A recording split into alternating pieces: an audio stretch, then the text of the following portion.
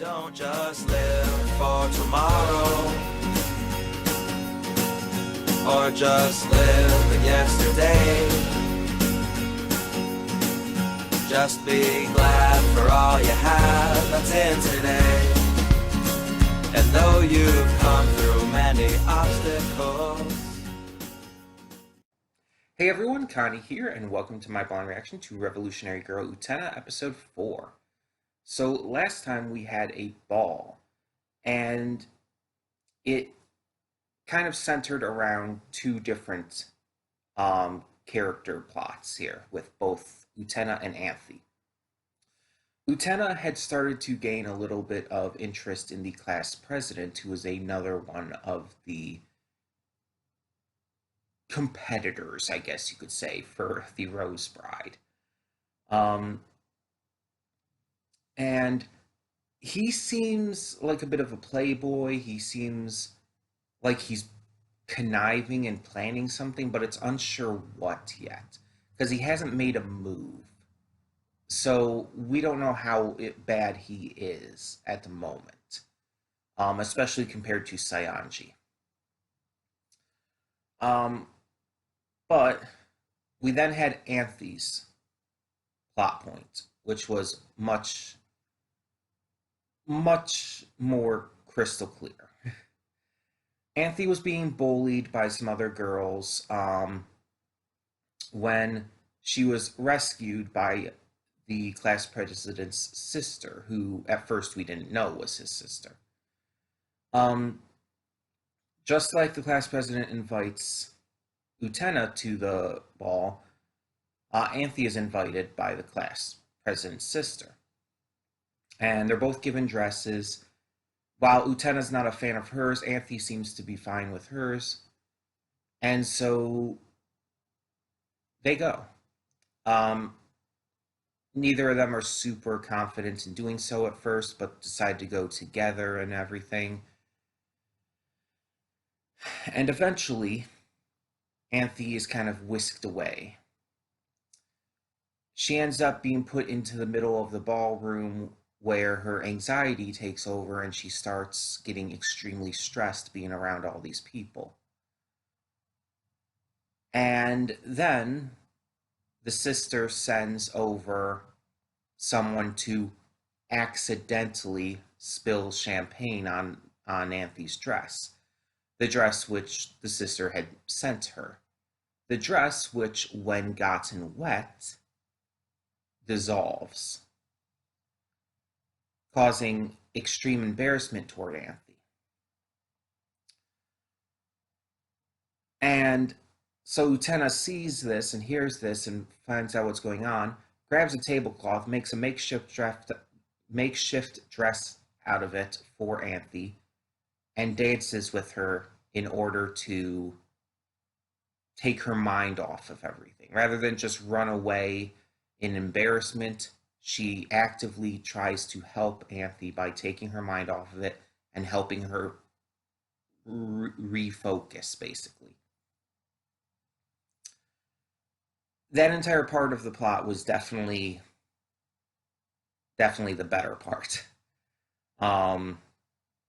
Nothing against the other part necessarily, but the Anthe part of the plot point for last episode was a lot more emotional, a lot more what's the word? Relatable, I guess. It was just something that was at some points harder to watch just because you felt so bad for her, but at other points like really like almost triumphant because of Utena coming in to save her and all. And it's just, I really did like it. Plus, there was no duel last episode, so it helped differentiate itself from the previous episodes. But I'm interested to see where this goes. I'm curious to see where this goes. So, we're just going to get into this and hope for the best. When the screen fades to black, pause this redirect and go to the description below. Follow the link to the reaction, and after you watch it, come back here to the redirect and resume play. because after it fades to black and then fades back in, everything from that point forward will be my afterthoughts and will contain spoilers to the episode. So, that being said, thank you so much for tuning in, and I will see you at the reaction. And we are back, and we'll begin with spoilers in 3, 2, 1, now. This was a really good episode. Like, probably one of the better ones so far. And considering we've only seen 4, that's not saying too much, but I really like this. It's another one that gave us a break from the duels, so I'm glad that we're not just having duels every episode because I feel like that would get old quickly. It did hint that there is a duel to come, though. But this is our first multi-part episode. Our first either 2 or 3-parter, maybe. And we're getting to see kind of how they're going to work that with this series. I assume there might be more coming up in the future as well. So this is called The Sunlit Garden Prelude. It is the first of a multi-parter episode centering around Mickey. Mickey is another member of the student council, but unlike the other members, he's not a jackass. He's actually really awesome. Like, no joke, Mickey is probably one of the nicest characters in this show. Just based on general, like, good nature. He's just such a nice dude. He's a pianist, he's a fencer, and he's really, really soft-spoken and kind towards others. Which kind of makes me wonder, like, how was he in the same student council with the likes of Sayanji? So in this episode, we get to see that Nanami seems to have a bit of a thing for Mickey. And so when she finds out that he has a thing for Anthe, she kind of doubles down on her bullying, which pisses me off. Like I've mentioned before, I do not like bullies. I do not like bullying. It just pisses me off. It's infuriating to see someone be made fun of, abused, what have you, for very little reason. And definitely no good reason. Because bullies will take any little thing and use it to torment someone. In this case, Nanami's just jealous. She's just jealous that Anthe is fairly popular. She's jealous that others like Anthe more than her. It's pure jealousy. And because of that, she feels like she's going to torment this other girl for no other reason. And it's sick, honestly.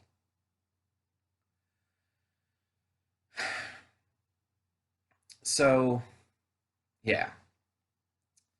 Meanwhile, Utena and Anthe, due to all the dueling and stuff lately that they've been involved with, have not been able to do as much studying. They have not been able to focus as well on their actual schoolwork, because you got to remember, they are at a school. And so they had failing scores in math. Now, Mickey is very smart. He's supposedly a genius, even. So one day he and Nanami go over to Utena and Anthe's dorm and kind of make a little study date out of it, because earlier in the day, Anthe was saved from the bully girls by Mickey, and they kind of started to become friends. So by this point, like, they're going to be studying together. He's going to be helping her out, and it's like, that's great. That's an awesome idea. A study date is a perfectly valid date. A lot of people just seem to wave that kind of thing off and think like, oh, a date has to be like dinner and a movie or something like special like that, going to, I don't know, a roller rink. Where do kids go to nowadays? I don't know. I don't go on dates. You get the idea, though. A lot of people think like dates have to be something special or exciting, but no, they really don't. A date can just, honestly, a date can just be sitting in and watching a movie together. A date can be something very small, very minor. It can be a study date, and hell, that's kind of hitting two birds with one stone there, isn't it? Um, you get to do some studying, get to help improve your grades, and you get to dates at the same time. Win win. But in all seriousness, so they're there, they're doing some studying, and Nanami wants to try and ruin Anthony's image with Mickey because, again, jealousy. Jealous bitch. Really don't like her. Really not a fan. So she uses this excuse to grab Anthony's pencil case, saying, like, oh, can I use an eraser? She plans to put a snail in there to embarrass her with. It's like, oh, this girl has a snail in her pencil case. That's so weird. She opens the pencil case and there's already a bunch of snails in there. Because it's like, of course there is. Anthe likes animals. Anthe wouldn't be weirded out by snails. And she definitely wouldn't mind keeping them. So, next plan. Okay, I have this garter snake. It's like, oh, okay, lady, chill. One, snakes are not creepy, they're adorable. Two, again, why would that be embarrassing? Like the snail, I could see being a little more embarrassing. Or maybe like if you had a bug or something, or even the octopus that comes later. But a snake, it's like people keep snakes all the time. That's actually not that uncommon. And again, snakes are really cool. And plenty of girls keep snakes. It's not just like it's a guy thing. No, plenty of girls like snakes too. It's like just what? I feel like it's probably a big stereotype, like, oh, snakes are creepy, snakes are gross, snakes are wiggly and stuff, so girls can't like them, or some shit like that. And it's like, it's just not accurate to real life at all. I mean, yes, snakes are wiggly and everything, but they're adorable. Um, so she's gonna put a snake in Anthony's drawer, but there's a mongoose in there, and you know what mongoose do when there's a snake around? Eats the snake. Yeah, so that's fun. Poor snake, though. I mean, if I feel bad for the snake because snakes are awesome and adorable. Didn't deserve that. Um, and so her third plan, she has a live octopus in her bag, and it's like, lady, what? And she's gonna put it in her closet, but there's a giant octopus balloon in there because Anthe felt bad that it was just being thrown out after this big celebration, this big parade or festival or whatever. And it's just like, I mean, yeah, that's a very Anthe thing to do, and I love it. But it's like, okay, so this one's actually not another live animal, at least. Um, but it still throws Nanami completely off, and she's just basically given up by this point. Like you see later, she's like just kind of dead inside, and then you see Choo Choo is eating all the food from her lunchbox, and she's just like not even reacting much anymore. And it's like I'm all good with this. Like torment Nanami, she deserves it for being such a bully herself. A little tit for tat there. um, Obviously, don't go too far because you don't want to be as bad as her, but give her a little taste of her own medicine, just enough to let her see the other side of it, you know. And it's not even like super harmful stuff or anything. Not like trying to embarrass her in front of other people like she was doing. It's just all that's happening to her is basically karma. um, but yeah, yeah. Meanwhile, Mickey is just continuing to be really awesome, a really nice person, and I really emphasize that word. Like that is just the perfect way to describe him. He's nice. He's kind. He's just wonderful. And he's very much a pretty boy. He has this like youthful, almost feminine attractiveness to him. Um, Definitely in the way he's drawn. He is drawn more with like a feminine look to him, which is why I was actually unsure at first if he was a boy or a girl and everything. Um, Even his voice is a little more feminine, so it's like I just wasn't sure, so I was waiting for them to say it.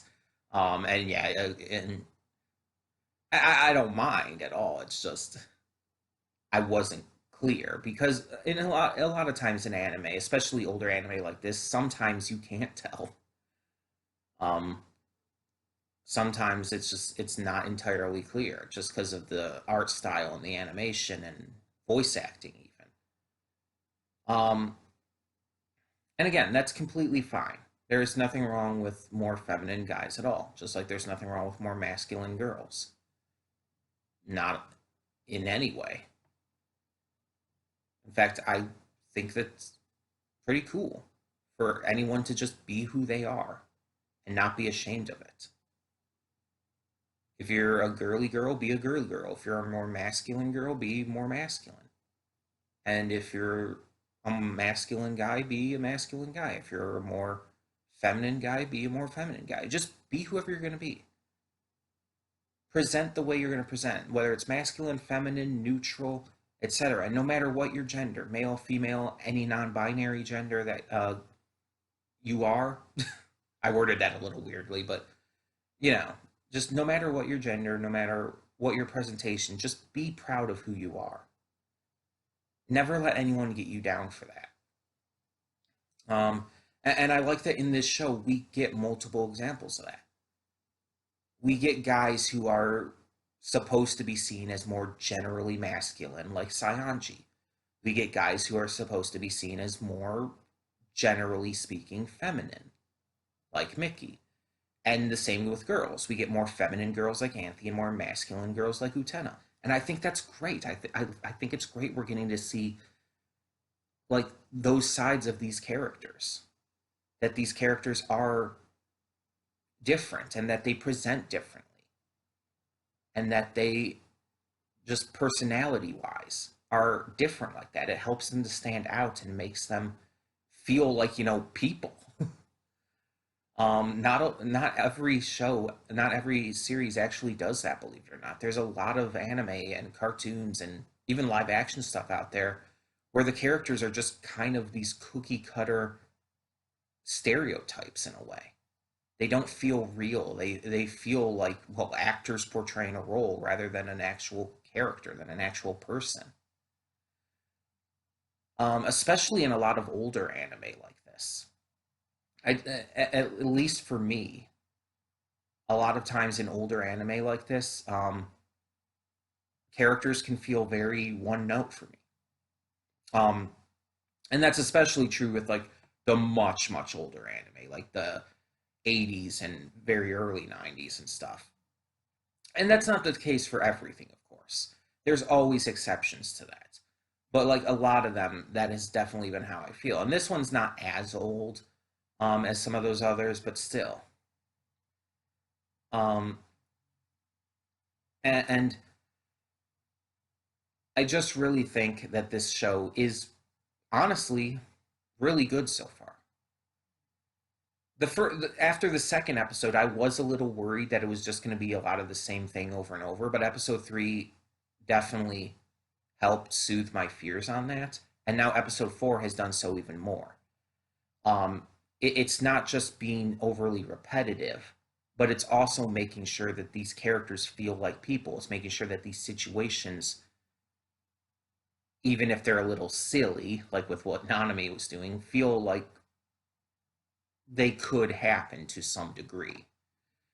Um, Things feel like they're at least a little relatable. Even the duels, even though it's like, yeah, you're not gonna like have a big, grandiose, like almost magical level duel like that in real life, but it can very much be representative of two people fighting over another. It can very much be representative of a feud in a way between two people. it's more it feels more like it's a metaphor to real life situations,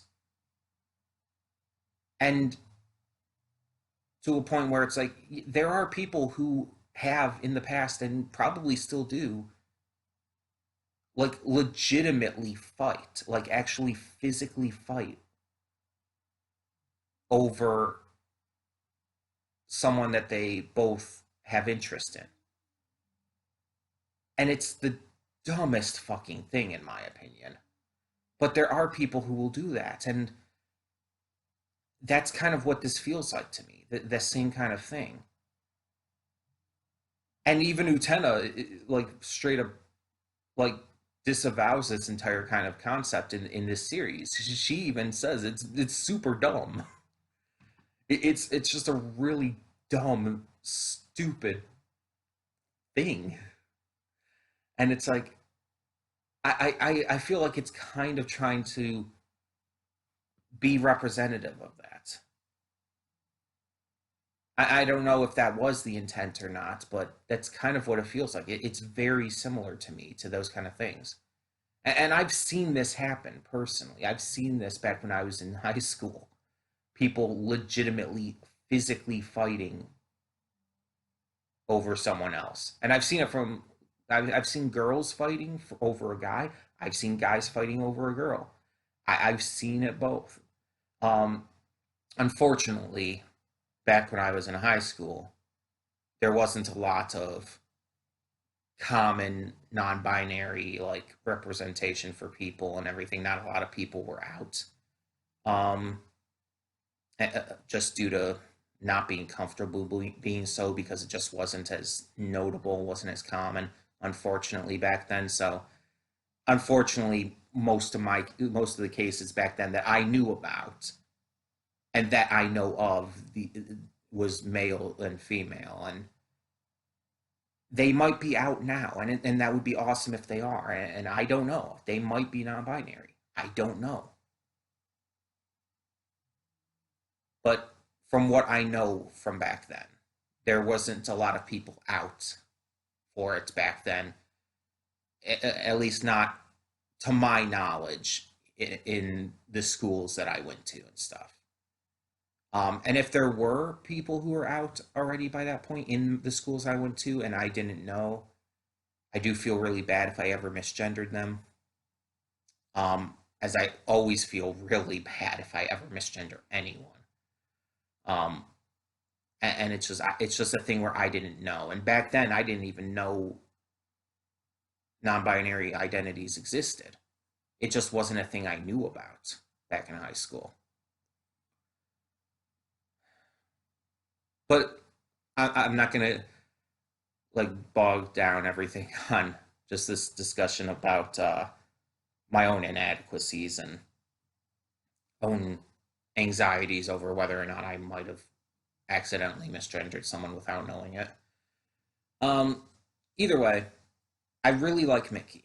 I think he's a really nice character, and I'm wondering how is it going to get to that point where he challenges Utena.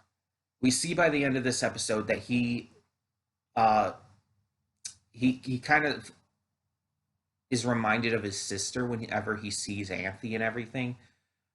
He mentions that he lost something before, and it's kind of implied now that it was his sister, so she might be dead, which is really heartbreaking, honestly. And um, if Anthe does remind him of her, I could definitely see why he would be so quick um, to kind of just, you know, connect to her. It's just kind of a response to what happened with him. And that's not to say that I don't think he does truly love her. It's just he wants that connection that he misses. And with the opening, it did he mentioned like trying to bring back the music or something. So